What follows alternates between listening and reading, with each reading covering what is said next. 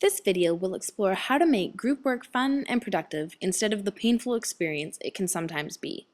You'll learn how to identify your strengths, get everyone working, how to set up a good first meeting, and the best way to deal with any challenges that arise. First off, it might be important to understand why profs assign group work in the first place. We know from research that we actually learn and retain more info when we work in groups, but those groups have to be effective for us to receive those benefits. Also, most students would agree that they learn best when they're actively involved in a process. And lastly, collaboration is an essential skill in the workplace and something that many employers look for. If you're still not buying into group work, think about how you'll have a chance to practice your communication skills, develop shared responsibility for the outcome, and be exposed to different points of view.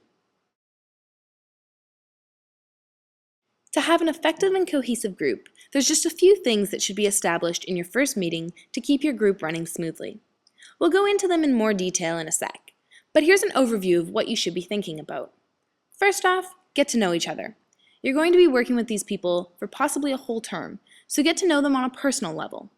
It's probably a good idea to set some ground rules right off the bat. Then think about setting up a meeting schedule early on. Lastly, determine group members' strengths so that you can assign tasks and roles to everyone in the group. It's always a good idea to set some ground rules about respect, effort, and how the group will interact. This will help establish the tone of how your group will work together. Everyone should be contributing equal effort, and you can take this time to address how your group will achieve a balanced workload between all members. Keep in mind that there might be different opinions on many decisions. Think about setting up a process for how to make decisions. This will help you avoid conflict in the future. It's important to determine your meeting schedule early on. This helps prevent scheduling conflicts, especially when you're in a large group. Determine how often you will meet and how much needs to be accomplished every time your group meets. Draw out a rough outline of what needs to be accomplished at each meeting to stay on track with your timeline. Key points in your timeline might be collecting your sources or having a rough draft complete. It is essentially the list of major milestones in your project. The last step in the process is determining tasks and assigning roles to each group member. Assigning roles can help make meetings more productive. Some suggestions of roles are facilitator. They organize and guide the meetings. They're the person who summarizes the discussion and outlines the next steps. The progress checker.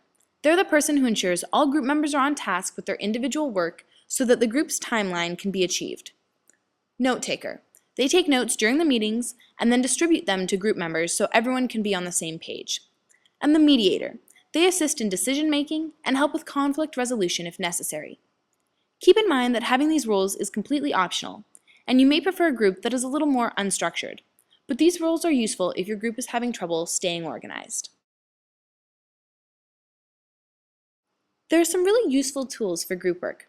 If you're needing something for communication, you can go with tried and true email, or you can think about setting up a Facebook group. If you want to collaboratively work on an idea, think about creating a wiki page at wiki.ubc.ca. If you need to provide feedback or ask questions, you can create a blog at blogs.ubc.ca, or you can use Blackboard Connect. Now that you've got the tools to set your group up for success, it's time to actually get working. As mentioned before, really focus on each member's strength when assigning tasks. If you play to someone's strengths, they'll likely enjoy the work they're doing, and they'll produce good work and have a great experience when doing group work. An example of this is if you have a member who's good at design, they might enjoy putting together the presentation. Once you've assigned things, don't just forget about it. Ensure that your progress checker is following up with everyone to make sure you're all staying on task. And lastly, stay organized.